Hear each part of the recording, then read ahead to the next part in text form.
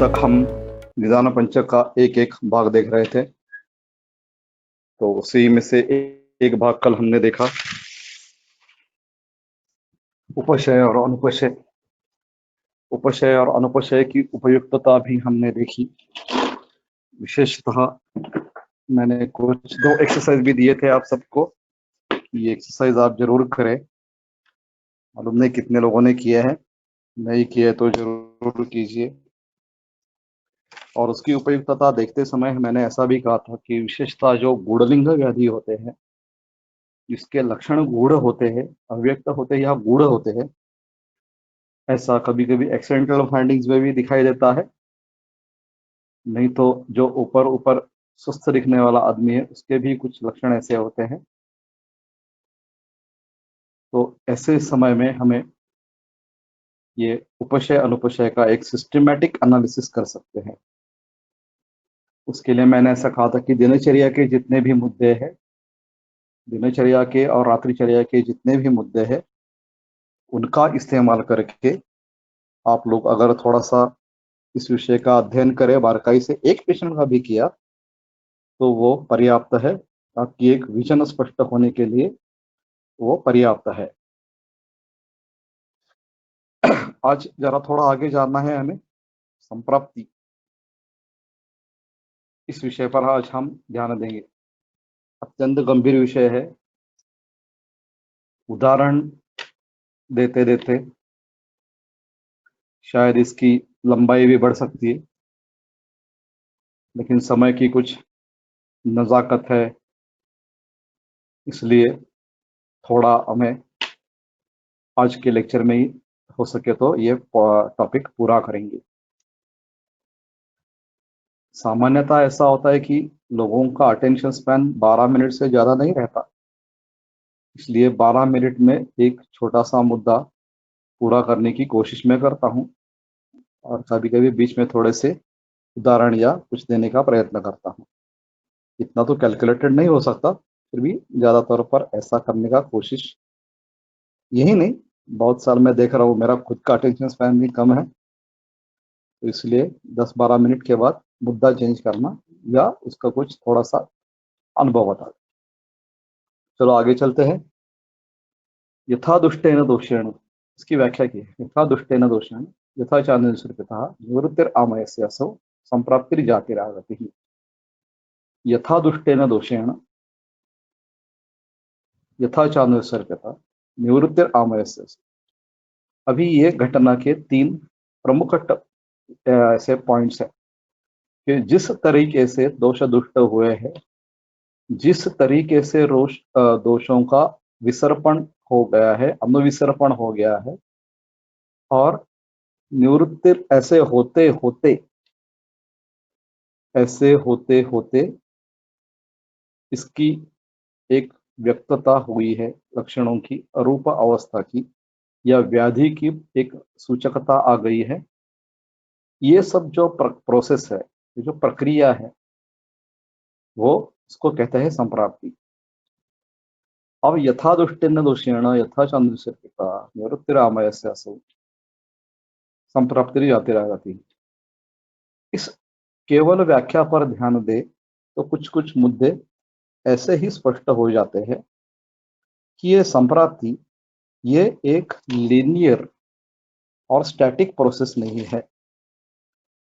कि जैसे हम मैथमेटिक्स सीखते हैं, स्केलर वेक्टर वगैरह सीखते हैं फिजिक्स में, तो एक दिशा से कोई एक टंकी है और वो एक नल से आधे घंटे में पूरी भर जाती है, तो 2 नल से कितनी भरेगी? ये पूरा लीनियर और स्टैटिस्टिक्स, लीनियर और एक दिशा से होने वाला गणित है। लेकिन इस व्याख्या में जो स्पष्ट होता है कि ये लीनियर भी नहीं है और ये स्टैटिक भी नहीं है। टंकी भर गई तो नल बंद हो जाएगा, नलका बंद हो जाएगा, ऐसे ये पूरा बंद होने वाली सिस्टम नहीं है। ये जो है ये डायनामिक प्रोसेस है। व्याधि उत्पन्न हो जाना ये डायनामिक प्रोसेस है, ना कि स्टैटिक प्रोडक्ट। ऐसा नहीं होता कि व्याधि उत्पन्न हो गया, बस हो गया, अभी अभी कुछ नहीं, उसके आगे नहीं होना, नहीं। व्याधि उत्पन्न हो जाना ये भी एक डायनामिक प्रोसेस है। अब ये व्याख्या हमारा आयुर्वेद का जो वैशिष्ट्य है वो इसी में है। हमारी स्वस्थ की व्याख्या भी आप देख लीजिए। हमारी स्वस्थ की व्याख्या में प्रोडक्ट अभिप्रेत नहीं है, एक डायनामिक प्रोसेस, डायनामिक इक्विलिब्रियम। इसको कैसे करते हैं? समदोषः समाग्निश्च समधातु मलक्रिया प्रसन्न आत्मेन्द्रिय मनः स्वस्थ इत्यविधीयते। ये हमारी व्याख्या है। तो ये हमें ध्यान में आएगा कि ये एक डायनेमिक प्रोसेस का वर्णन है। अब थोड़े से सुनने में ऐसा लगता है हमें कि डायनेमिज्म और स्थिरता या प्रोसेस ये इकट्ठा कैसे आ जाए, ऐसा कैसा हो सकता है? मैं तो शब्द प्रयोग कर रहा हूँ कि डायनेमिक इक्विलिब्रियम रहना चाहिए। हम्म? तो ये जो है यथा दुष्टेन दोषेण यथा चानुसर्पिता निवृत्तिरमयस्यसु, ये व्याख्या हो या स्वस्थ की व्याख्या हो समदोषा समाग्निश्च समधातु मलक्रिया, इसमें एक डायनेमिक इक्विलिब्रियम अपेक्षित है। अब ये थोड़ा सा सुनने में भी थोड़ा अचंभा करने वाली बात है, इसलिए व्यावहारिक दृष्टांत देखते हैं। कोई धनुर्धारी बाण चलाता है, उसकी एक अपेक्षा रहती कि यहाँ पे जाकर वो बाण लगे, या बंदूक वाला कोई गोली मारता है, शत्रु को मारता है या अपने टारगेट पर मारता है, तब उसकी एक अपेक्षा रहती है कि ये गोली घूमते घूमते घूमते घूमते अपने लक्ष्य को पार करे, अपने लक्ष्य को का वेध करे। तो उसकी जो गति है, तो उसमें भी एक डायनेमिज्म है, लेकिन उसमें भी स्थिरता है।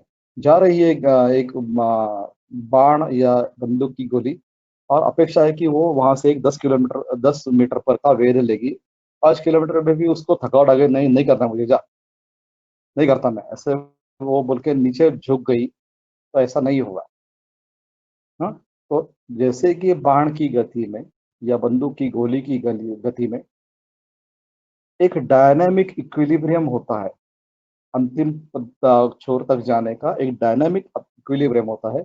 ऐसे ही संप्राप्ति के हर एक टप्पे में, हर एक मुद्दे पर एक डायनामिक इक्विलिब्रियम रहता है। थोड़ा रहता है, वो पूरा का पूरा डायनामिक स्टैटिक नहीं रहता, वो डायनामिक इक्विलिब्रियम रहता है। डायनामिक रहता है मतलब कभी भी चेंज हो सकता है। तो ये जरा थोड़ा सा अभी इसके आगे हम समझ लेंगे। यथा दुष्टेन दोषेण हो गया, यथा चांदुसर पिता और निवृत्ति राम ससु, एक एक के बाद दूसरा, यानी एक पूरा खत्म नहीं हुआ, एक होते होते होते दूसरा हो गया, दूसरा होते होते तीसरा हो गया। ऐसी ये एक डायनामिक इक्विलिब्रियम स्टेट रहती है, प्रोसेस रहती है, ये प्रोडक्ट नहीं है।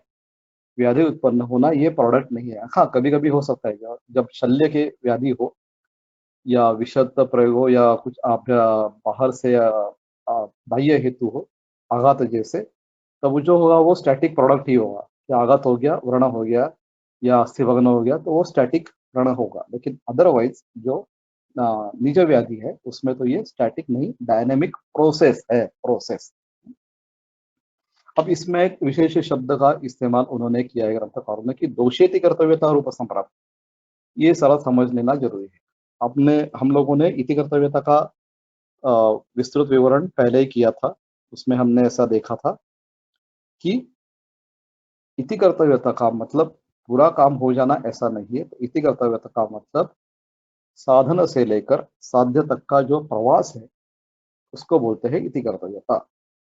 मैंने उदाहरण दिया था कि आपको कुछ चावल बनाने हैं, तो आप कच्चे चावल लेते हैं, उसको धोते हैं, किसी अपने बर्तन में लेते हैं, उसमें पानी डालते हैं, कुकर में रखते हैं, कुकर में थोड़ा और पानी मिलाते हैं नीचे, उसके बाद वो रखते हैं, उसका ढक्कन बंद कर देते हैं, गैस शुरू कर देते हैं, कुछ सीटियाँ होती है, उसके बाद बंद कर लेते हैं। उसके बाद वो जब उसकी जो वेपर है पूरी निकल जाए तब आप वो निकाल लेते हैं, और तब आके आपके डाइनिंग टेबल पर या जहाँ आप बैठे हैं वहाँ पे वो आपको जो पका हुआ राइस है या बिरयानी हो या जो कुछ भी हो वो आपको मिल जाता है। तो ये सब पूरी की पूरी जो प्रक्रिया है इसको कहते हैं इति कर्तव्यता। मराठी के रूढ़ अर्थ से इति कर्तव्यता शब्द लेना नहीं है। तो उसी प्रकार दोषेति कर्तव्यता रूप संप्राप्ति का मतलब क्या है कि दोष जिस प्रकार से यथा दुष्ट हो जाए, जिस प्रकार से दुष्ट हो जाए, यथा उसका विसर्पण हो जाए, उसके बाद वो व्याधि करे। तो अभी इसकी भी अगर व्याप्ति और मर्यादा देखनी है तो ये जो बताते हैं कि यहाँ पे ये जो व्याख्या की संप्राप्ति, ये टिपिकल यथा दुष्ट दोष ना, इसमें व्याधि कर्तृत्व सिर्फ दोषों को ही दिया है। ये भी एक ध्यान रखना जरूरी है, क्योंकि ये सब प्रक्रिया किसकी, यहाँ पे कर्ता कौन बताते हैं, दोष करते हैं। यथा दुष्ट दोषेण यथा जादू तथा निवृत्ति राम, इसमें कर्तृत्व एक इसका है, दोषों का है। ये भी एक ध्यान रखना जरूरी है। चलो आगे चलते हैं। तो इति कर्तव्यता यानी यथा दुष्ट दोषेण यथा चादुर्यता, इस सब प्रक्रिया में जो इति कर्तव्यता है वो समझ लेना क्यों जरूरी है। अगर मुझे, जैसे मैंने कहा कि हाँ हर्निया है ना, डायरेक्ट की इंटर है, क्या फर्क पड़ता है, सर्जरी तो करनी पड़ेगी। ये दृष्टिकोण सही है कि हमें यथा दुष्ट दोषेण ये पूरी की पूरी इति कर्तव्यता समझ लेना जरूरी है। अब देखिए, हम लोग चिकित्सा करते हैं, ऐसे कुछ हम खाना भी पकाते हैं। पेशेंट जब हमारे पास आते हैं तब मैं अक्सर उनकी खाने की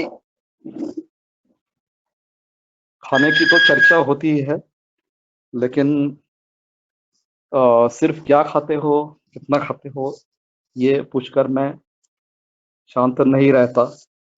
मैं उनको कैसे बनाते हो ये भी पूछता हूँ, क्योंकि जो संस्कार विचार है उसमें भी गड़बड़ हो सकता है। उदाहरण के तौर पर मैं चाय का एक उदाहरण दूंगा। अगर मैंने आप सबसे पूछा कि आप लोग चाय कैसे बनाते हो, तो कम से कम 5 अलग अलग प्रकार मुझे आप बता दोगे कि हमारे घर में ऐसे करते हैं, हमारे घर में ऐसे करते हैं। अब है ऐसा कि इसमें क्या फर्क पड़ता है, चाय तो चाय है, नहीं ऐसा नहीं होता।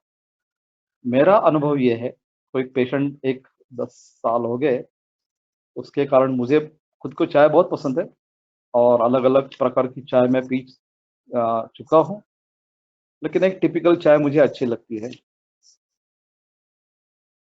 तो उस पेशेंट के कारण मैंने पुणे के लगभग 70-80 चाय वालों का पूरा चाय की प्रक्रिया का अध्ययन कर लिया।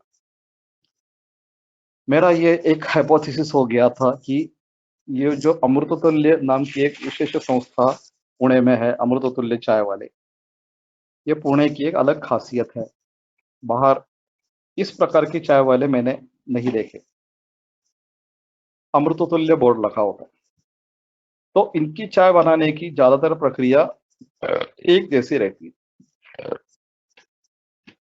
अलग अलग घरों में भी मैं गया हूँ, 5 स्टार होटल में अंदर कोई किसी ने घुसने नहीं दिया मुझे आज तक, लेकिन वो जो 5 स्टार होटल में जैसी चाय बनती है या डिप डिप वाली चाय बनती है, ऐसे 7 स्टार तक मेरा आज तक प्रवास हुआ है। झुग्गी झोपड़ियों से लेकर 7 स्टार तक मैं आज तक घूम चुका हूँ। तो झुग्गी झोपड़ियों में भी मैं कुछ राष्ट्रीय स्वयंसेवक संघ का कार्यकर्ता होने के कारण जा चुका हूँ। वहां पे मैंने ये जो बकरी रहती है अपनी, उसकी दूध वाली चाय भी पी है। एक पत्ती 8-8 दिन इस्तेमाल करने वाले लोगों के घर पे भी मैंने, उसी झुग्गी झोपड़ी में रहने वाले, एक पत्ती वो 8 दिन इस्तेमाल करते थे। 8 दिन वही पत्ती उबाल उबाल के चाय बनाते थे। झोपड़ी में रहते थे, वर्कर लोग थे, कुछ कंस्ट्रक्शन साइट में काम करते थे या कुछ मार्केट यार्ड में काम करते थे। ऐसे लोगों के मैं घर जब जाता था वैसी चाय पीने पड़ती थी। तब से लेकर मैं बहुत सारे, बहुत जिसको कहते हैं कि जिनके घर में तो रोज का खाना भी 5 स्टार से ऊपर रहता है, ऐसे लोग, ऐसे घरों में भी गया हूँ, उनके घर में भी खाना खाया हूँ, ब्रेकफास्ट किया है। तो सब लोगों की चाय मैंने देखी है। तो अलग अलग चाय में जो अंतर होता है वो स्थूलतः ऐसा होता है कि बहुत सारे लोग चाय, पानी, दूध और पत्ती इकट्ठा उबालते हैं। स्थूल 2-3 प्रकार बताता हूँ। कुछ कुछ और दूसरा प्रकार यह है कि अ, जो लोग चाय अलग गर्म करते हैं, चाय पत्ती और पानी अलग उबालते हैं, दूध अलग उबालते हैं और इकट्ठा हो जब चाय पीते हैं तब कप में या जो अपना मग हो उसमें इकट्ठा करते हैं। ये मेरी पद्धति है, हमारे घर में यही चलती है। तो इसमें क्या अंतर है, तो मेरा ये अनुभव है कि ये जो एल्यूमिनियम के बर्तन में चाय पत्ती, दूध, पानी, ये सब इकट्ठा, शक्कर, ये सब इकट्ठा मिला के जो उबाला हुआ चाय मिलता है, उससे क्लमा होता है, ऐसा मेरा एक निरीक्षण है। मेरा खुद का निरीक्षण है, क्योंकि मैंने एक 70-80 वैरायटी की चाय पुणे में पी ली है और सब तरह की चाय पी ली है मैंने। तो जो आप देख लीजिए अभी, बहुत सारे घरों में भी तो मैंने कहा है बहुत सारे घरों में कि एल्यूमिनियम का बर्तन इस्तेमाल करना बंद कर दो। एल्यूमिनियम और दूध का कभी कहीं, दूध और दूध के पदार्थों का कभी भी संयोग नहीं करना चाहिए। ये मेरी सूचना वैद्यों को भी रहती है, सब लोगों को देता हूँ, पेशेंट को भी देता हूँ। तो ये मेरा अनुभव है कि इससे क्लम होता है। क्लम यानी अनायासे प्रवृद्धा श्वास वर्जिता, ऐसा श्रम, ऐसी थकावट होती है, ऐसा मेरा एक निरीक्षण है। अब उसमें ज्यादातर भाषा अभी नहीं करूंगा, किसी को अगर ज्यादा चर्चा करनी हो तो मुझसे फोन पर बात कर सकते। तो अगर पेशेंट को बताना है कि आपको क्या बदलना है, तो अगर आप उनको बोलेंगे कि चाय नहीं पीना अच्छा नहीं है, तो नहीं हो सकता। शायद चाय उनके लिए जरूरी भी होती है। अब एक उसमें एक थोड़ा सा एक भेद ऐसा होता है कि आप जितने लोअर सोशियो इकोनॉमिक स्टेटा में जाओगे, जितने आप जो झुग्गी झोपड़ी की तरफ जाओगे, उनको चाय की जरूरत ये उसके रस के लिए होती है। और जितना आप ऊपर ऊपर सोशियो इकोनॉमिक स्टेटा में ऊपर ऊपर ऊपर जाओगे, तब आपको पता चलेगा कि उनकी चाय की जो जरूरत है, वो गंध वाले चाय की जरूरत है। ये तो सामान्य निरीक्षण है, आपका भी होगा। जितने आप 5 स्टार 7 स्टार इसमें जाओगे, तो आपको एक पूरे के पूरा एक अलग ही गंध वाली चाय। मेरे कुछ दोस्त है यहाँ पे, कुछ कमिश्नर वगैरह इस लेवल पर है, इनकम टैक्स कमिश्नर है, एक पुलिस कमिश्नर है। कभी चाय पीने गया उनके पास, तो ऐसी वो चाय जो मिलती है ना, वैसी फ्रेग्रेंस वाली चाय मिलती है। तो उनका जो चाय वाला लेके आता है, तो जब दरवाजा खोलता है वो एसी केबिन, तो ऐसी फ्रेग्रेंस आ जाती है कि बस बस बस क्या बात है। फ्रेग्रेंस से ही बहुत अच्छा लगता है। हाँ, उसमें दूध भी नहीं मिलाते, वो सिर्फ डिक करके लाते हैं, लेकिन इतनी खुशबू होती है कि मैंने एक बार वो पूरा डिस्टेंस मेजर कर लिया ऐसे ही। तो लगभग मुझे लगा कि 25 से 50 फीट फीट तक ये फ्रेग्रेंस पास होती है। तो थोड़ा रिसर्चर मुझ में एक अंतर्भूत है, इसलिए मैंने वो अंतर ही काउंट कर लिया।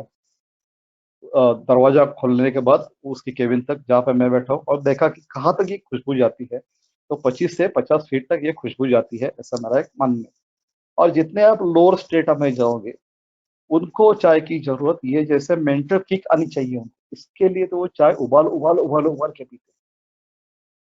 हाँ, अभी बहुत सारे मध्यम वर्गीय घर देखे होंगे आपने कि वो जब चाय बनाते हैं, तब जब पहले एक उबालना शुरू होता है चाय का, तब वो बंद कर लेते हैं, ढक्कन रख देते हैं। और कई कई घरों में आपने देखा होगा कि जितना उबालोगे उबालोगे उबालोगे उसको, मुझे लगता है गुजराती में शायद, मुझे आई एम नॉट श्योर, उकाड़ा बोलते हैं, उकाड़ा। इसको इतना उबालते हैं, इतना उबालते हैं, उसको शब्द भी उनका है उकाड़ा। चाय का मतलब उकाड़ा। मुझे कोई सुना है मैंने आज तक, वो किस कहाँ से आया है मुझे मालूम नहीं है। तो ये अगर पेशेंट को आपको बताना है कि आपके स्वास्थ्य के लिए चाय जरूरी है कि नहीं, तो आपके पास इतने सारे है कि इसको गंध की जरूरत है या इसको रस की जरूरत है, इसको किक की जरूरत है या इसको सिर्फ एक सौमनस्य की जरूरत है। तो आप बताएंगे कि आप ऐसा करो कि आप इसके लिए इस पद्धति की चाय बनाओ। पहले तो आप सबको बताओगे बिना पूछे कि आपको अगर चाय और पानी और दूध और शक्कर और चाय की पत्ती इकट्ठा उबालते हो, बंद करो। अगर उसमें और भी आप एल्यूमिनियम का बर्तन इस्तेमाल करो, तो उसको तो फेंक ही दो, एल्यूमिनियम का बर्तन। ऐसे ही मैं थोड़े से एक स्पष्टता से और तीव्रता से बताता हूं। मतलब क्या किया हमने कि चाय का निषेध नहीं किया, चाय का निषेध नहीं किया। अभी यहाँ पे पुणे में ऐसा होता है कि चावल रोज लोग खाते हैं। अब यहाँ एक टिपिकल प्रकार की चावल इतनी मिलनी शुरू हो गई है कि जो हम मेरी पीढ़ी थी, अब मेरा उम्र है अभी 54।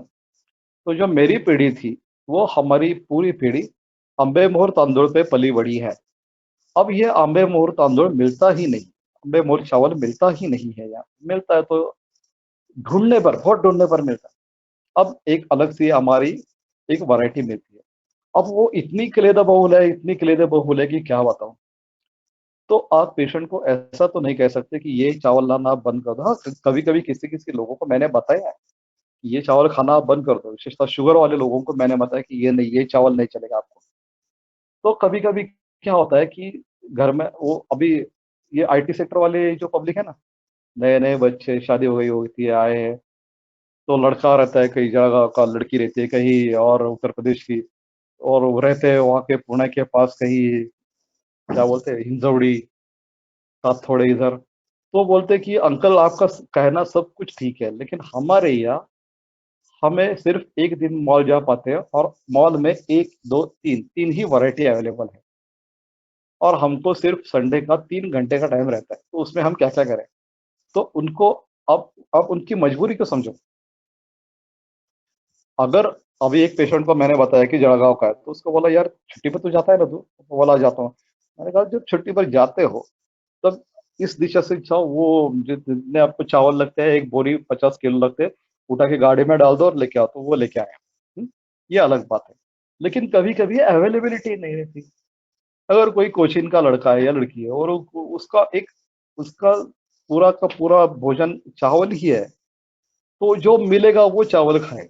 अगर मैं उसको क्या बोल दूं कि आप अपने कोची से लेके आओ चावल, फिजिबल ही नहीं ना, कैसे लाएगा वो, कोची से चावल कैसे लाएगा, कर्नाटक से चावल कैसे लाएगा। कर्नाटक वाले जो लोग खाते हैं कि चावल बहुत अति मात्रा में खाते हैं, लेकिन वो जो इधर पुणे में जो अत्यधिक मात्रा में इंद्रायणी नाम का चावल मिलता है, वो अत्यधिक क्लेदकर है।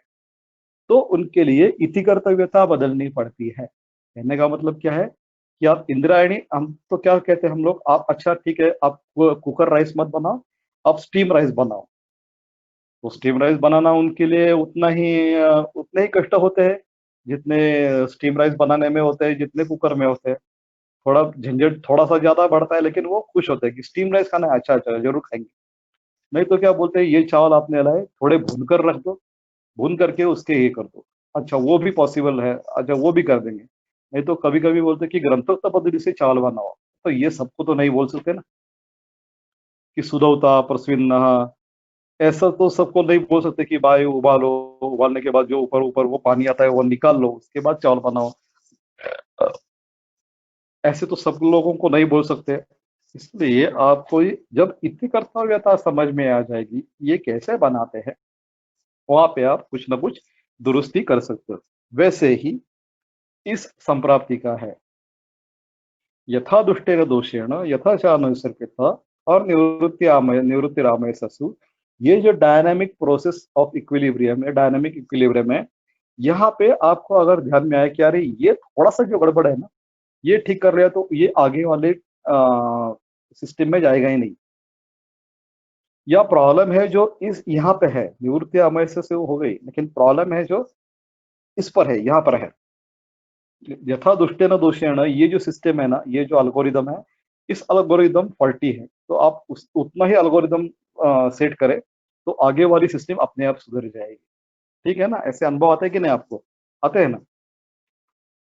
कि जैसे मेरे कुछ एक बुजुर्ग, बड़े बुजुर्ग थे हमारे, पंडित पुरुषोत्तम वालावलकर, अभी वो नहीं रहे। उनकी उम्र आज होते तो 103 साल होती, 103 या 104 साल होती। उनका करियर हो गया था 80 साल। यानी वो जब चले गए थे तब उनकी उम्र थी 93 94, या ज्यादा ही कुछ थी। तो मेरे बहुत ही उनका बहुत प्यार मुझे मिला, बहुत ही उन्होंने किस्से मुझे सुनाए, गाने का बहुत सारा ज्ञान उन्होंने मुझे दिया, क्योंकि उन्होंने पंडित भीमसेन जी जोशी के गुरु जी को साथ किया, अकम्पनीमेंट उन्होंने किया था। तो वो बोले एक दिन, डॉक्टर साहब मेरा करियर 80 साल हो गया, मैं जब 13 साल का था तब से लेकर मैं पैसे लेकर हारमोनियम की अकम्पनीमेंट कर रहा हूँ। तो मेरा अभी देखिए आप, 80 साल का किसी का एक करियर होता है, करियर होता है 80 साल। और बिल्कुल शार्प थी उनकी बुद्धि। तब ये उतनी दोस्ती हमारी क्यों हो गई, उसका भी कारण है कि मैंने जब उनका पहले ये जो देखा था, पंडित भीमसेन जी जोशी के साथ ही वो जा रहे थे सवाई गंधर्व में या अन्य कहीं, तो उनकी एक बैठने की एक टिपिकल स्टाइल थी। तो मैं तब से लेकर मैडम को बोल रहा था कि ये इनकी एक टिपिकल स्टाइल है, आज न कल इनको ये कंधे का प्रॉब्लम होने वाला है, क्योंकि ये बैठते ही ऐसे हैं हारमोनियम बजाने के लिए। और आगे मेरे पहचान तो नहीं थी, लेकिन इधर से कुछ ना कुछ होके वो मेरे पास आ गए। तो जब आए तब मैंने पूछा, यहाँ पे कंधा दुख रहा है ना आपका? तो बोले क्या, आपने बोलने भी नहीं दिया मुझे, आपने इतना परफेक्ट डायग्नोसिस कैसे किया? तो मैंने कह दिया कि आपको सालों से देख रहा हूँ, और तब से मैं बोल रहा था मैडम को कि ये आज न कल इनको होने वाला है, आपका पुश पुश का पोस्चरल गड़बड़ है। तो उसके बाद जो हुआ था वो इतना जटिल था कि वो हारमोनियम बजा नहीं पा रहे थे। तो मैडम ने उनको देखा, और मैडम ने कुछ उनका पिंड स्वेद वगैरह किया, 7 दिन में वो ठीक हो गए। उसके बाद उन्होंने मुझे पूछा कि ये तो ठीक कर दिया आप दोनों ने मिलकर, अभी क्या करूँ मैं?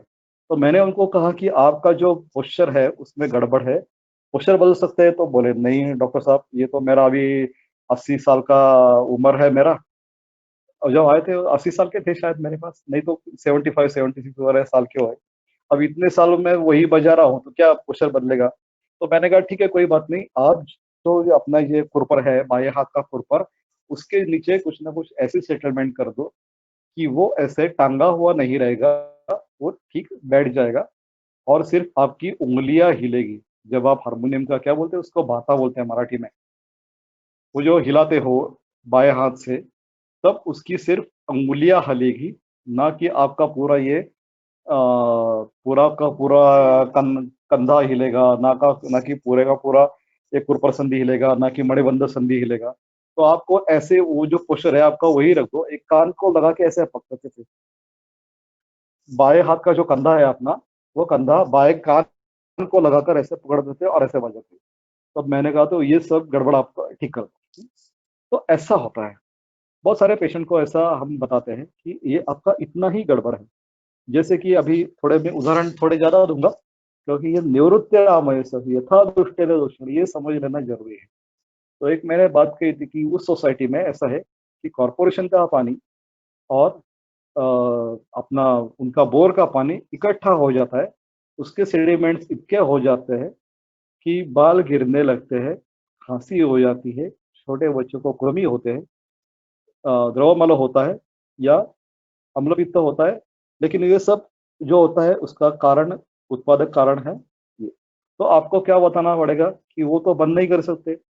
हाँ, एक सोसाइटी ने बंद भी किया है मेरे कहने पर। तो उन्होंने वो जो इकट्ठा करना शुरू किया था वो उन्होंने बंद कर दिया। सिर्फ अभी बोर का पानी नीचे जाता है, और जितना भी पीने का वगैरह पानी कॉर्पोरेशन का आता है, वो सब लोग थोड़ा झंझट करते हैं, लेकिन वो नीचे आके वो अपना अपना जितना 5-10 लीटर ले। एक तो मेरा पेशेंट था कि वो रहता था यहाँ से, सिमर रोड थोड़ा दूर है, पुणे में जो रहते हैं उनको मालूम है, सिमर रोड सिटी से थोड़ा दूर है। तो वो लगभग 1 महीना रोज मेरे क्लिनिक में आते थे, मेरे क्लिनिक से पानी लेके जाते थे घर पे, 5 लीटर का कैन भर के, क्योंकि उनके यहाँ पानी बिल्कुल बोर का ही था। और कुछ समस्या थी कि कॉर्पोरेशन का तो आ नहीं था, महीने के बाद वो समस्या सुलझ गई, तो उन्होंने पानी लेना बंद किया। लेकिन 1 महीना रोज वो मेरे क्लिनिक में आकर पानी लेके जाते। तो निवृत्ति यथा दुष्टेन दोषेण समझ में आ गया अलग अलग स्तर पर। तो आपको आपका निदान और चिकित्सा का एक अच्छा तरीके से आपको एक मालूमात हो जाती है कि मुझे फोकस कहाँ करना है। ऐसे आप पेशेंट देख लीजिए कि जिनकी दिनचर्या में ही गड़बड़ होती है। अब जितने भी कार्डियक पेशेंट्स हैं, आपको आप उनकी दिनचर्या पूछ लीजिए, आप 95% आपको बताएंगे कि वो सुबह है, ब्राह्म मुहूर्त तो छोड़ो, 9-10 के पहले उठते ही नहीं है। तो ये 90-95% पेशेंट आपको बताएंगे कार्डियक ट्रबल मैं जरा आराम से उठता हूँ। अब कुछ ऐसे लक्षण मैंने देखे हैं कि वो व्याधि के प्रभाव से होते हैं, मुझे मालूम नहीं इस महीने की आयुर्वेद पत्रिका में आया है कि नहीं। प्रमेय के जैसे ऐसे लक्षण मैंने पाए, ऐसे जो देखे ट्रेड्स और एट्रीब्यूट्स प्रमेय के बाद हो जाते हैं, या उसके उससे सूचना मिलती है प्रमेय की, ऐसे कुछ मैंने जो देखा वो मैंने आयुर्वेद पत्रिका में लिखा है, शायद इस महीने आ जाएंगे, उनकी कुछ प्रायोरिटी अलग थी इसलिए, नहीं तो वो अप्रैल में ही आने वाला था शायद, या मार्च में आने वाला था, मुझे मालूम नहीं, इस महीने आया होगा तो बता दें। तो कहने का मतलब ये है कि निवृत्ति रामयस्य तक जाने के लिए ठहरने की जरूरत नहीं है। आप पेशेंट को जब देखते हो तब दिनचर्या से लेकर आप अगर शुरू करो और उसमें से छोटे-छोटे पॉइंट्स आप लिख लो, तो ओवरऑल पेशेंट ठीक करने में आपके लिए एक सहूलियत हो जाती है। ये हेतु है कि नहीं, इसका बल है कि नहीं, ये कॉम्पिटेंट हेतु है कि नहीं, है कि नहीं बेसिकली, अगर हेतु है तो इसका बल कितना है या मुझे कुछ दुरुस्ती करनी है कि नहीं, ये अगर आप सोचते जाओगे, तो आपको ठीक हो जाएगा। जैसे कि एक उदाहरण छोटा-सा मैं उदाहरण आपको देता हूँ। ये जब सब आईटी वाले फील्ड वाले लोग हैं या हमारे डॉक्टर भी हैं, उनकी एक आदत रहती है कि सुबह नाश्ता किया, हाथ धोए और बैठ गए अपने गाड़ी पर या कार में। तो हमारे ग्रंथों में तो इसका निषेध है, खाने के बाद आप ऐसे वापिस तुरंत ना भागदौड़ करें। लेकिन तो उनको क्या बताना, उसके बाद एक परिणाम होता है, 1 साल के बाद परिणाम होता है। अब आईटी वाले लोगों को तो और एक अलग सी आदत रहती है। तो सुबह उठते हैं, ब्रेकफ़ास्ट करते हैं और भागदौड़ करते-करते नहाते हैं। बस आने वाली है, नहीं तो जाना है, जॉइनिंग टाइम है, डेडलाइन है, ये है, वो है, कुछ ना कुछ रहता है उनका। भाग-दौड़ ज़्यादा रहती है डॉक्टरों के सापेक्षता में, तो ये भी आदत रहती है। अगर आप देखोगे, साल भर की अगर ऐसी आदत है, तो उसका परिणाम परिणामशूल, अम्लपित्त, ग्रहणी, क्लैब्य, यहाँ तक भी उसका परिणाम हो जाता है। अब ग्रंथों के सूत्र निकालिए और देखिए, ग्रंथों के सूत्रों में यही कहा है। तो पेशेंट को अगर आप बताओगे कि भैया कितने बजे आपको बाहर पड़ना है? 8, तो क्या आपका नहाना 7 बजे पूरा हो जाएगा? नहाने के बाद आप 5 मिनट के बाद ध्यान करो, कुछ ना कुछ ध्यान करो। ध्यान करने के बाद अपना ब्रेकफ़ास्ट कर लो, ब्रेकफ़ास्ट करते समय फ़ोन बंद रखो, ये बंद करो, वो बंद करो। 10 मिनट में आपका ब्रेकफ़ास्ट फ़िनिश कर दो। 10 मिनट ऐसे ही बैठे रहो, यावत न अन्न क्लमोगतः, जब तक खाने के बाद थोड़ा-सा क्लम आ जाता है, वो जब तक चला ना जाए, 10 मिनट में इतना 10-15 मिनट में हो जाता है, उसके बाद चले जाओ। तो इतना करने से भी उनके स्वास्थ्य पर अच्छा असर होता है। ये आईटी वाले लोगों की और भी एक आदत है, दोपहर का खाना खाते हैं और बास्केटबॉल खेलते हैं, नहीं तो वॉक लेने जाते हैं, स्मोकिंग करते हैं, जो भी करना है उनको। तो ये खाना हाथ धोते हैं और खाने के बाद एक 15 मिनट ऐसे टहलते हैं। तो ये भी बंद करना उतना ही ज़रूरी है। अगर उसका व्याधि तो कुछ ना कुछ अलग होगा उनका। जैसा मैंने कहा, क्लैब्य ये भी मिला है मुझे। लेकिन क्लैब्य की ये तो पूरी निवृत्ति रामयस्य से हो गई, लेकिन उसमें ये भी है एक फैक्टर, भले उसकी एक हैसियत कम हो, पूरी क्लैब्य की प्रक्रिया में उसकी हैसियत कम हो, लेकिन निर्माण का एक उत्पादक हेतु तो है कि नहीं वो। निवृत्तिर अमयस्यसु में यथादुष्टेन दोषेण में वो भाग ले रहा है कि नहीं रहा है, तो आपको वो भी दुरुस्त करना है। ये सब आप समझ लीजिए, ठीक है? मुझे लगता है ये इति कर्तव्यता और क्यों करना है और किस-किस तरह से करना है, इसलिए आपको भोजन की भी इति कर्तव्यता समझ लेनी चाहिए कि कैसे ये भोजन पकाते हैं। बहुत सारे उदाहरण देता हूँ, अभी अभी तो टाइम नहीं है, लेकिन आपने देखा होगा सब लोगों की एक कुछ क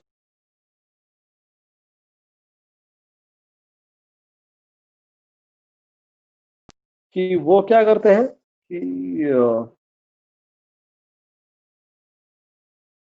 गेहूँ जब मिलाते हैं उसमें कुछ और कुछ हाई प्रोटीन सोया या और कुछ ये या मिक्स कुछ ना भी करते हैं।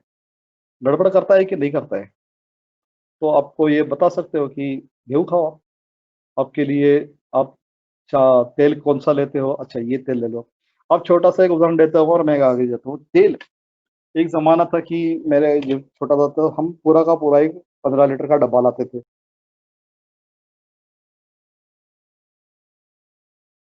उम, गड़बड़ कर सकता है, इसलिए आपको क्या करना चाहिए, उसको बोलना चाहिए कि 1 लीटर का डब्बा लाना, पैक लाना और ये जहाँ से लाना, जहाँ पे आपका टर्नओवर अच्छा हो, ज़्यादा हो, नहीं तो मत लाना। क्योंकि अगर टर्नओवर नहीं है, तो गड़बड़ हो जाएगा। ऐसे होटल में भी बोलता हूँ कि आप होटल में जाएँ तो पहले 10 लोगों को देखें, जो खा रहे हैं वही खाओ। जो हर चीज़ होटल में 5 साल बनी ही नहीं है, ऐसे ऑर्डर मत करो, ऐसा मैं बोलता हूँ। ठीक है, चलो आगे चलते हैं। तो ये संप्राप्ति का महत्व स्पष्ट हो गया। अब देखना है हमें कि संप्राप्ति के प्रकार देखने हैं। तो संप्राप्ति के प्रकार, जैसे कि संप्राप्ति के प्रकार है वो अपने अपने जो प्रयोजन है उसके अनुसार ये प्रकार हो जाते हैं। तो संख्या संप्राप्ति एक है कि ज्वर कितने प्रकार का है, अष्टौ ज्वर आई थी। विकल्प यानी अंशांश कल्पना। अंशांश कल्पना का मतलब इसमें दोषों के अंश अंश कितने हैं, अंश यानी उसका भाग। अब ये कल्पना हमें विशेषता जो अनुक्त व्याधि है उसमें बहुत सारी परिणाम कारक होती है। जैसे कि पेशेंट कोई लेके आता है फाइल और कहता है कि मुझे ये है, मुझे वो है। अब उसका डायग्नोसिस हमारे ग्रंथों के अनुसार हो या ना हो, ये तो चीज अलग ही रहती है। और हर एक की अपनी अपनी मर्जी रहती है। कोई डायबिटीज को प्रमेय कहता है, कोई कोलेस्ट्रॉल को ये कहता है, तो अपनी अपनी मर्जी है। लेकिन ज्यादातर ऐसा होता है कि ऐसे अगर समीकरण आप कर लो तो थोड़ा सी गड़बड़ हो जाती है। लेकिन फिर भी करे क्या, फिर ऐसे थोड़ी छोड़ दे उसको। तो बिल्कुल छोड़ने की जरूरत नहीं है। आप क्या कर सकते हो, तो आप ऐसा कर सकते हो कि उसका दोषों के अनुसार विकल्प कर सकते हो। अब जो पेशेंट बता रहा है तो उसमें वात के लक्षण कितने हैं, उनका बल कितना है। पित्त के लक्षण कितने हैं, उनका बल कितना है। कफ के लक्षण कितने हैं, कौन से हैं, वात वृद्धि के हैं कि वात क्षय के हैं। ऐसे पूरा उसका विश्लेषण करके आपके पास उसकी कुछ अंशांश विकल्पना तैयार हो जाएगी। मेरा जो पुस्तक है द्रव्य गुण मीमांसा, उसमें इसका एक एक्सरसाइज मैंने दिया है। अगर आपके पास पुस्तक आप होगा या आपने पढ़ा होगा तो उसमें सब कर लिया होगा। नहीं तो मैं एक व्यावहारिक उदाहरण देता हूँ और आगे चलता हूँ। खेलों का उदाहरण है, वही मैं आपको देता हूँ। आप अगर कागज पेन लेके बैठे हैं तो अच्छा है, तुरंत ये एक्सरसाइज कर लिए। रनिंग करने वाले लोग होते हैं, तो रनिंग करने वाले लोगों को 100 मीटर दौड़ते हैं, 200 मीटर दौड़ते हैं, 400 मीटर दौड़ते हैं, 800 मीटर दौड़ते हैं या मैराथन दौड़ते हैं। तो चलो हम अब आज एक 4 लोगों का अध्ययन करेंगे। 100 मीटर दौड़ने वालों की वात की उसकी उसका परिणाम क्या होगा उस पर। 100 मीटर दौड़ने का परिणाम, वात बढ़ जाएगा। तो कितना बढ़ जाएगा, समझो 1+ बढ़ गया।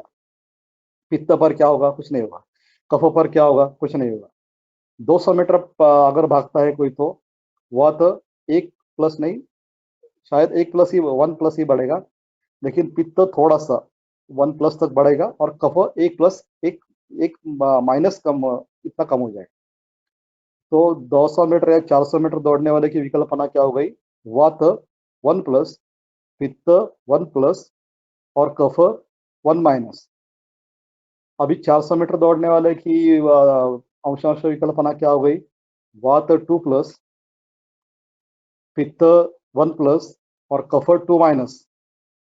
ऐसे ही अगर आप ऐसी इस पद्धति से अगर आप हर एक खेल का एनालिसिस करोगे तो आपको पता चलेगा कि जिसको 100 मीटर दौड़ने वाला है उसको आहार विहार औषधि क्या देनी है, उसको ड्यूरिंग प्रैक्टिस क्या देना है, जब प्रैक्टिस नहीं करता तब क्या देना है। ये सब आपको बिल्कुल समीकरण जैसा है ना, मैथमेटिकल, ये पूरा का पूरा एल्गोरिथम ही सेट हो जाएगा आपके एक्सेल पर अगर कर रहे हो तो एक का पूरा एल्गोरिथम अपने आप ही सेट हो जाएगा। देखिए, बोलिए मुझे आप चैट बॉक्स पर जाइए ना, तो ऐसे ही अपने अपने एक्सरसाइज कीजिए कि वात 1+ है, पित्त और कफ पर कोई असर नहीं, तो कौन से 3 रस मिलते हैं आपको, तत्राद्यामावर्तम घ्नति, मधुर, अम्ल, लवण, 3 रस आपको मिल जाएंगे। ठीक है, एक बार हो गया। अभी मैराथन भाग रहा है तो वात 3+ हो गया, पित्त 2+ बढ़ गया और कफ 3- हो गया। तो आपके लिए रस के विकल्प कौन से हैं, काउंट कीजिए। या अगर 400 मीटर दौड़ता है तो जैसे हमने विकल्पना की कि वात 2+ हो जाएगा, पित्त 2+ हो जाएगा और कफ 2- हो जाएगा। तो ऐसी अवस्था में रस की विकल्पना कौन सी आ जाती है। अब ये समझ में आ रहा है कि नहीं आपके। अधिक ज्यादा एक्सरसाइज यहाँ पे नहीं देंगे हम लोग। एक से ऐसे ही कोई आदमी, समझो मैंने उसी पुस्तक में उसी उदाहरण दिया है कि यहाँ से लेकर एक 25 किलोमीटर का ट्रैवलिंग करता है, रोज कंपनी में जाता है। अब स्कूटर में जाएगा तो उसकी दोषिक विकल्पना बदलेगी, जाएगा बदलेगी ना। मोटर बाइक पे जाएगा तो दोषिक विकल्पना बदलेगी क्योंकि स्पीड बदलती है। कार में बैठकर जाएगा तो दोषिक विकल्पना बदलेगी, एसी कार में बैठकर जाएगा तो दोषिक विकल्पना बदलेगी। अगर वो रोज बैठकर बड़े बस से नॉन एसी बस से जाता है 50 सीटर तो दोषिक विकल्पना कुछ ना कुछ बदलेगी। अगर एसी बस से जाता है दोषिक विकल्पना बदलेगी, है कि नहीं? तो ये दोषिक विकल्पना आप अगर एक्सरसाइज करते हो, एक 2-4 बार कर लो एक्सरसाइज। आपके जो दोस्त है, करीबी सगे वाले हो गए, घर में ही कोई होगा ऐसे आईटी सेक्टर वाला, खेलने वाला। इस पद्धति से आप जीवन के जितने भी क्षेत्र है उनकी अलग-अलग एक स्वस्थ रूप में भी उनकी दोषिक विकल्पना कर दो कि समझो ये प्रोफेसर है कोई, मेरे घर में कोई, मेरे पिताजी है, मेरे माँ है या मेरा भाई है, मेरी बहन है, वो प्रोफेसर है। अब वो प्रोफेसर है, 4 घंटे रोज लेक्चर देता है, तो उसकी वातिक विकल्पना क्या होगी, पित्तिक विकल्पना क्या होगी और कहो की विकल्पना क्या होगी? मेरा भाई है, किसी कंपनी का एडमिनिस्ट्रेटर है, तो उसकी वातिक पित्तिक कफ की विकल्पना क्या होगी? आप ऐसे ही अपने एक्सरसाइज कीजिए, तब आपको ये कंसेप्ट पूरा का पूरा क्लियर हो जाएगा। ठीक है? तो मुझे लगता है ये आपके समझ में आ गया होगा। थोड़ा आगे जाएँगे। प्राधान्य का मतलब है, प्राधान्य संपत्ति का मतलब है स्वातंत्र्य या पारतंत्र्य। ये व्याधि स्वतंत्र स्वतः के कारणों से जन्म हुआ हो गया है उसका, और ना कि पारतंत्र है, यानी किसी और के कारण ये व्याधि नहीं हुआ है। जैसे कि उपद्रव बोलते हैं, उदर का बोलते हैं। उसमें क्या होता है, कश्चिदि रोगो रोगस्य हेतुर्भूता प्रशाम्यति न प्रशाम्यति जाप्यन्ने हेतुत्वं कुरुते च एवं प्रचुरमानृणाम दृष्टान्ते व्याधि संकरा। कि एक व्याधि हो गया, उसकी उपेक्षा की गई, नहीं तो ध्यान नहीं दिया, तो वो व्याधि अपने अपने काल स्वभाव से ही शांत हो गया और दूसरा हो गया। होता है कि नहीं? दातार गुरु जी ने जो अनेक बार कहा है कि कामला के या गोवर या कांजिण्या, इसके परिणाम दीर्घकाल दिखाई देते हैं, ऐसा उनका निरीक्षण था। उस पर उनकी चिकित्सा भी उनकी उस पर निर्भर थी बहुत सारी। तो ये हो गया स्वातंत्र्य और पारतंत्र से संप्राप्ति का निर्णय। अभी ऐसा है कि ये टाइपोलॉजी अनेक अनेक अलग अलग परिप्रेक्ष्यों की है। जरूरी नहीं कि आ, एक जो अपना निरीक्षण है वो इसमें सब लोगों में इधर इधर उधर उधर ना कुछ बैठेगा। बल, अभी बल संप्राप्ति, ये भी मेरे आग्रह का विषय है। जब आप हेतु लिखते हो, बहुत सारे लोग लिखते हैं हेतु, लेकिन उसका बल लिखना जरूरी है कि कितने बल का ये हेतु था। एक पेशेंट कोई रोज समझो चाय पी लेता है,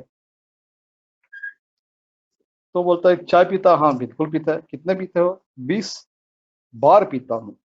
मेरे दोस्त है तो वो कम से कम दिन में 30 से 40 बार कॉफी पीते हैं, लेकिन हर बार 10 से 20 ml पीते हैं, ज्यादा नहीं पीते, और विदाउट शुगर पीते हैं। और मेरे दूसरे दोस्त है, सुबह ही लगभग 200 से 300 ml पी लेते हैं।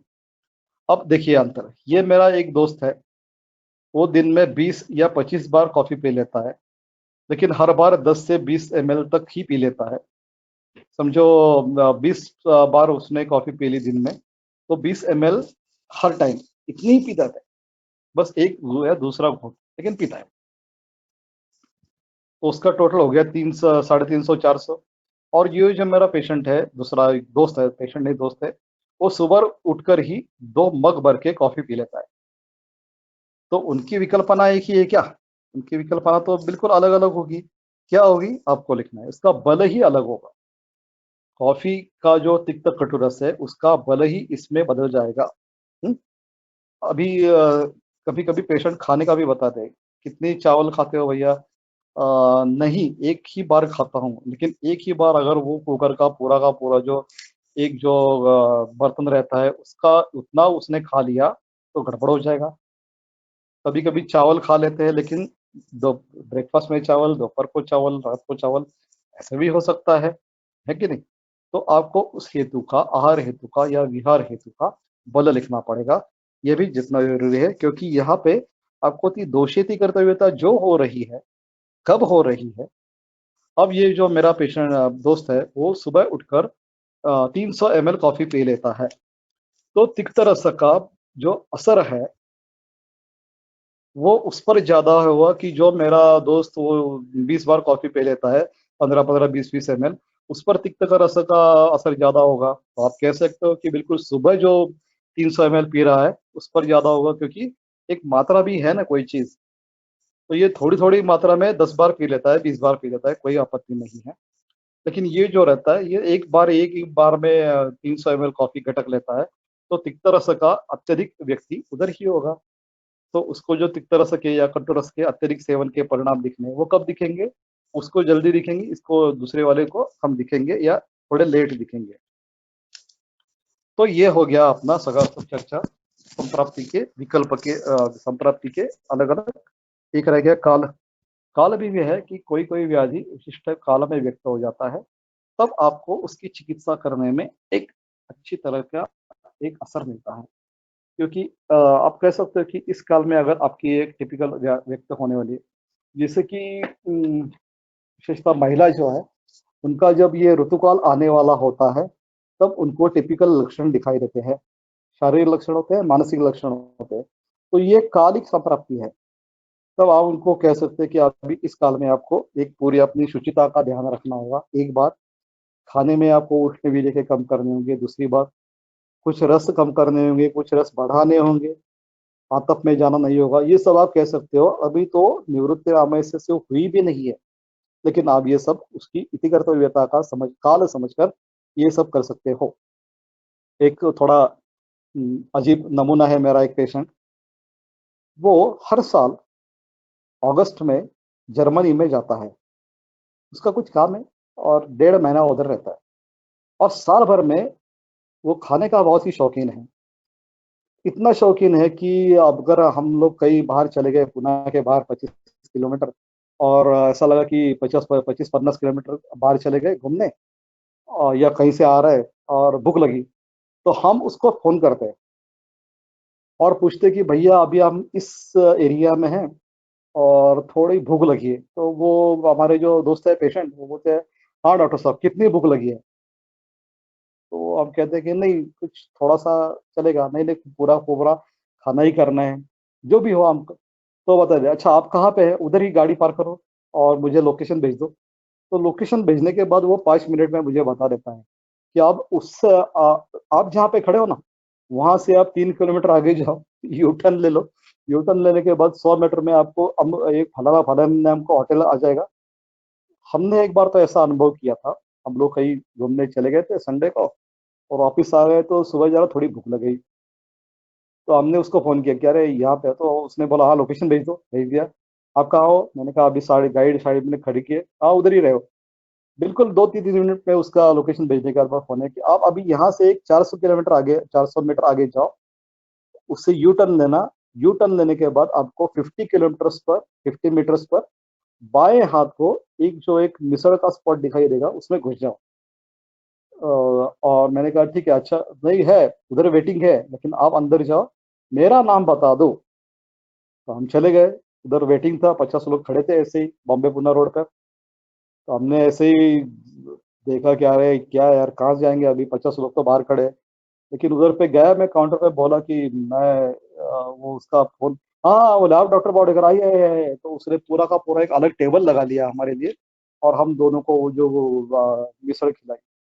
तो इतना ये खाने का प्रेमी है। वो साल में सिर्फ़ 15 जून को मुझे फ़ोन करता है और उसकी ये एक कन्विक्शन है उसको कि 15 जून को फ़ोन करता है, हाँ, वो टिपिकल कब आऊँ? तो मैं कहता हूँ हाँ, कल आ जाओ, परसों आ जाओ, जो भी है। अच्छा है, कब शुरू करना है? बस 2 ही सवाल।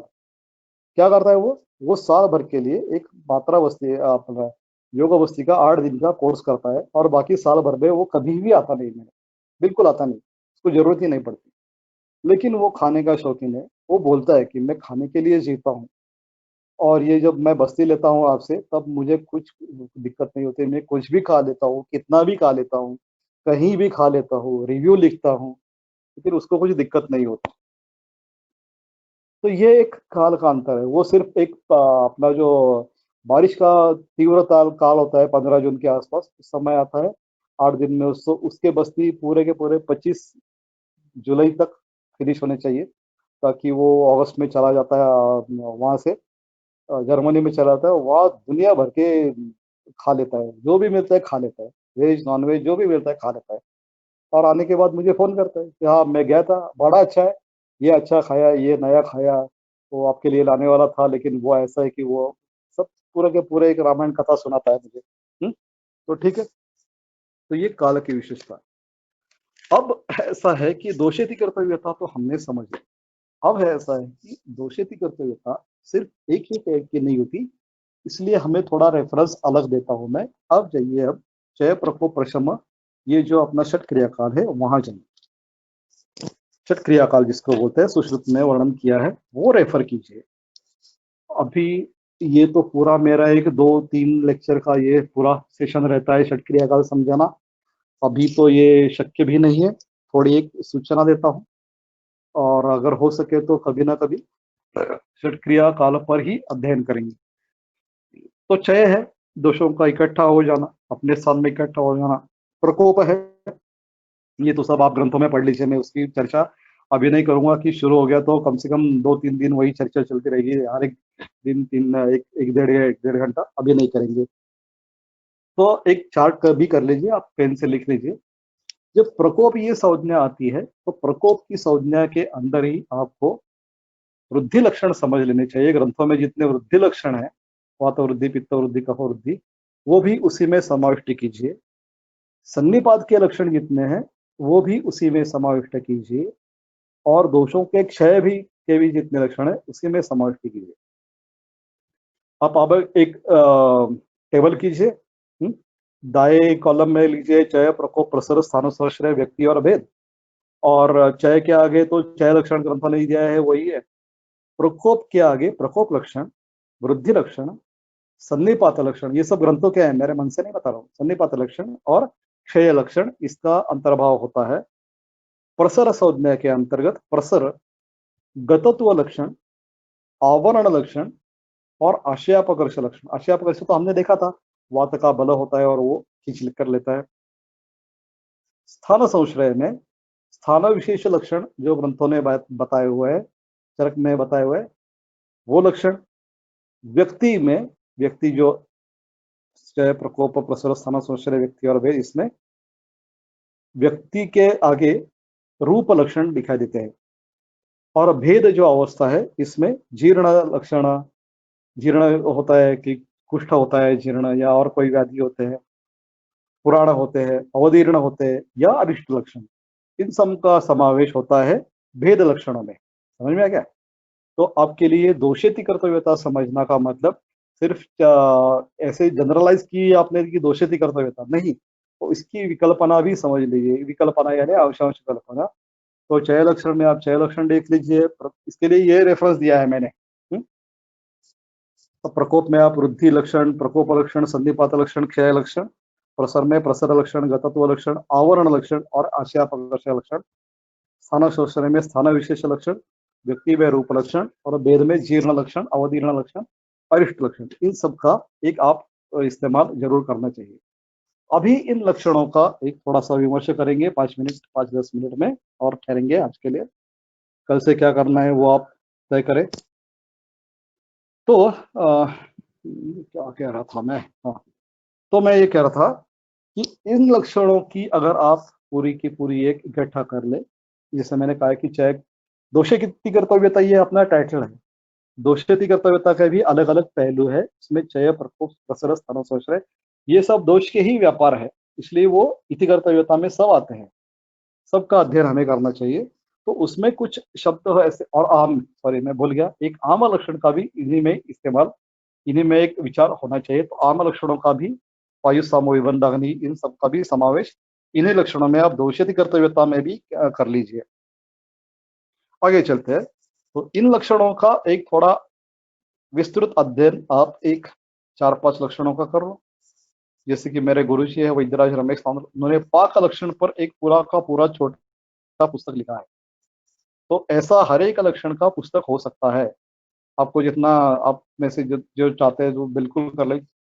गुरु जी का वो पाक पुस्तक उनके प्रकाशन केंद्र में मिल जाएगा। मुंबई में उनका जो दवाखाना है वही उनका प्रकाशन केंद्र है। वैद्य रमेश नंदल, माधवी प्रकाशन, इस पते पर आप सर्च दीजिए। या सत्यव्रत नानल जी है गुरु जी के चिरंजीव, वो भी अच्छे वैद्य है, उनसे बात कीजिए, वो आपको मिल जाएगा पुस्तक। जरूर पढ़िए, अध्ययन कीजिए। एक लक्षण का अध्ययन कितना विस्तृति से होता है वो पढ़िए। और अगर आपने नहीं पढ़ा है तो गुरुजी का मन पुस्तक बिल्कुल पढ़िए। एक सिर्फ मन का विस्तार, मन के विषय का विस्तार उन्होंने 700-800 पेजेस पे किया है। देखिए कितनी पोटेंशियल है हमें, जैसे कि मैंने पहले लेक्चर में ही कहा था, आप सब लोग हनुमान ही हो, मैं सिर्फ तो जाम्बुवंत हूँ और बैठा हूँ आपको जगाने के लिए, तो जाग जाइए। ये इतने सारे पुस्तक है। तो इन शब्दों में आपको कुछ गुणवाचक शब्द मिल जाएंगे, जैसे कि स्त्यान। तो स्त्यान गुणवाचक है, लेकिन स्त्यानता ये क्या है? स्त्यानता ये प्रोडक्ट है। तो स्त्यान कहते हैं तब एक गुण समझ में आता है, लेकिन स्त्यानता ये भाव है, प्रोडक्ट है। तो उनको जब पेशेंट को स्त्यानता आती है कफ को, तब स्निग्ध होता है, उसमें शीत होता है, मंद होता है और द्रव होता है, इन सबका समवाय होता है स्त्यानता। स्त्यान होना अलग है, स्त्यानता होना अलग है, ये आपको समझ में आएगा। अभी अत्युष्ण, ये क्या है? स्पर्श विशेष। तो अत्युष्ण अगर आपको समझ में आ गया तो आपको उसका विपरीत भी समझ में आएगा। अत्युष्ण का विपरीत क्या है? अतिशीत। ठीक है ना? उष्ण है तो उसका विपरीत क्या होगा? शीत। एक पूरी की पूरी लाइन कर दीजिए, वहां पे 0 मार्क पे लिख दीजिए अत्युष्णा शीत, यानी नात्युष्ण शीत, न अति उष्ण न अति शीत, या अनुष्णा शीत लिख लिए। न उष्ण न शीत, अनुष्णा शीत। अब अनुष्णा शीत के दाहिनी ओर चले जाओगे आप, एक्स एक्सिस पर ही आपको डायग्राम निकालना है। एक 0 पॉइंट है, 0 पॉइंट पे लिख दीजिए अनुष्णा शीत। और इसके आप दाहिनी ओर चले जाओगे तो एक पर मिलेगा आपको उष्ण, 2 पर मिलेगा उष्णतर, 3 पर मिलेगा उष्णतम, 4 पर मिलेगा वृषोष्ण, अति उष्ण, और 5 पर मिलेगा वृषोष्ण। उसी तरह आप 0 पॉइंट के बाई ओर चले जाइए, शीत, शीततर, शीततम, अतिशीत और वृषशीत। तो आपकी एक गुण की रेंज कितनी हो गई? वृषोष्ण से वृषशीत तक इतनी लंबी चौड़ी आपकी रेंज हो गई। तो अगर आपको कोई पता चलता है कि ये वृषोष्ण इसका हेतु है, तो आपके पास ये स्वाभाविक उसका समझ में आता है कि यहाँ पे वृषशीत ही चिकित्सा करनी चाहिए। ठीक है ना? तो ऐसे हर एक गुण के भी आपको ये स्केल मिल जाती है। अब अगर उस परिभाषा में बात करें तो आपके लिए चिकित्सा में अंतर पड़ता है, जरूर कीजिए। गुरु, गुरुतर, गुरुतम, अति गुरु, नाति गुरु, ये सब शब्द तक मेरे नहीं है, ग्रंथों के है, जो ग्रंथों ने इस्तेमाल किया है वही तो मैं इस्तेमाल कर रहा हूँ। तो सिर्फ आपको क्या करना है कि इन सब शब्दों को लेकर एक स्केल बनानी है कि ये गुरु गुणों की ग्रंथों ने दी हुई गुरु लोगों की रेंज क्या है, स्निग्ध वृक्ष की रेंज क्या है, और उसकी चर्चा बाद में करेंगे। तो मुझे लगता है आज के लिए 1 घंटा काफी है। अ, अगर आपको कुछ ये एक सिर्फ मुद्दा बताता हूँ जो शायद मैं बोलना भूल गया। मुझे मालूम नहीं कि मैंने आपको शब्दों के प्रकार बताए थे कि नहीं बताए थे, शायद नहीं बताए थे, वो बताता हूँ और आज के लिए पूरा करते हैं। ये जो विसर्प, स्यानता, ये शब्द जो शब्द है ना, उसमें जी थोड़ा जान लेना जरूरी है कि निरुक्ति तो हमने समझ ली कि निरुक्ति का मतलब ऑपरेशनल डेफिनेशन होता है। व्युत्पत्ति का मतलब अलग है, निरुक्ति का मतलब अलग है। अब शब्दों के भी प्रकार होते हैं, तो थोड़ा सा एक व्याकरण का भाग है और काव्य का भाग है, समझ लीजिए और आज की चर्चा खत्म करेंगे हम। शब्दों के 3 प्रकार होते हैं। एक को, ये सब मुझे लगता है आपने ये सीखा होगा, फिर भी चलो रिवीजन हो जाएगी उसकी। तो शब्दों के 3 प्रकार ज्यादातर माने जाते हैं। एक को कहते हैं यौगिक शब्द।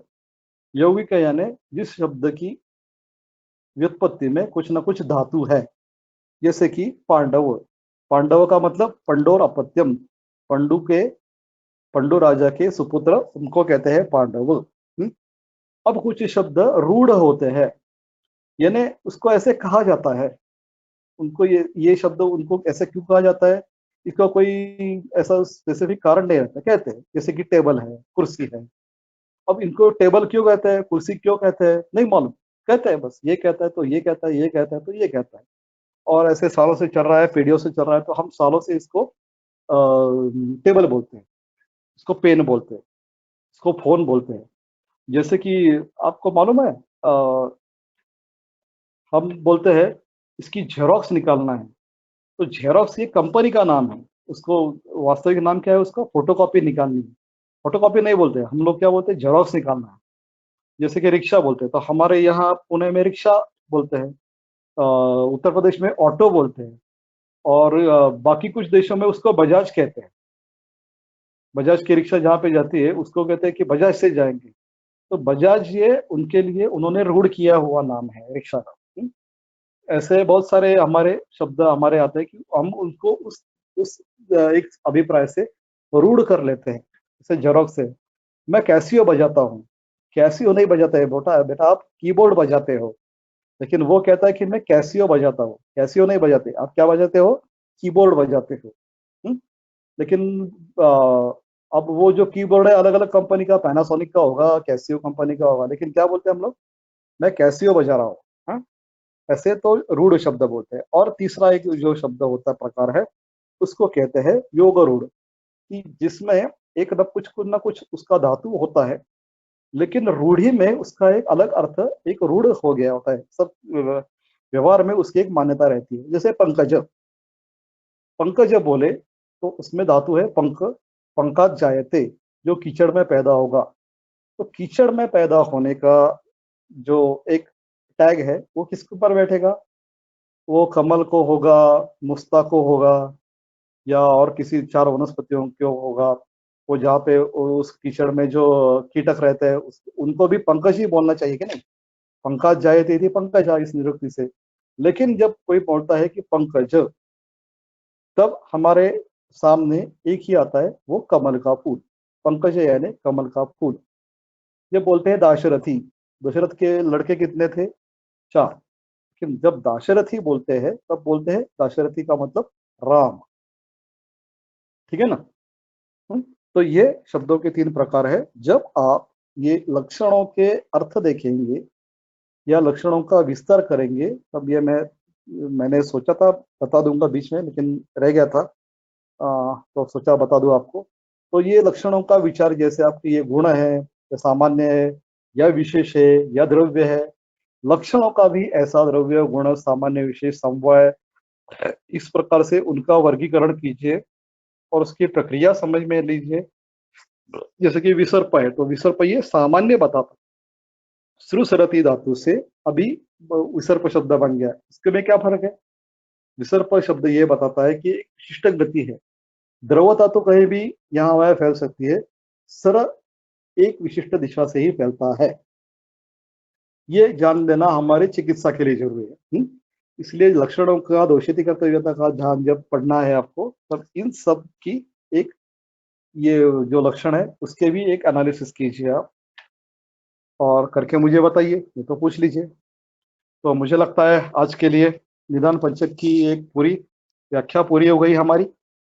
और अगर कल से कुछ करना है तो, और करना है तो क्या करना है?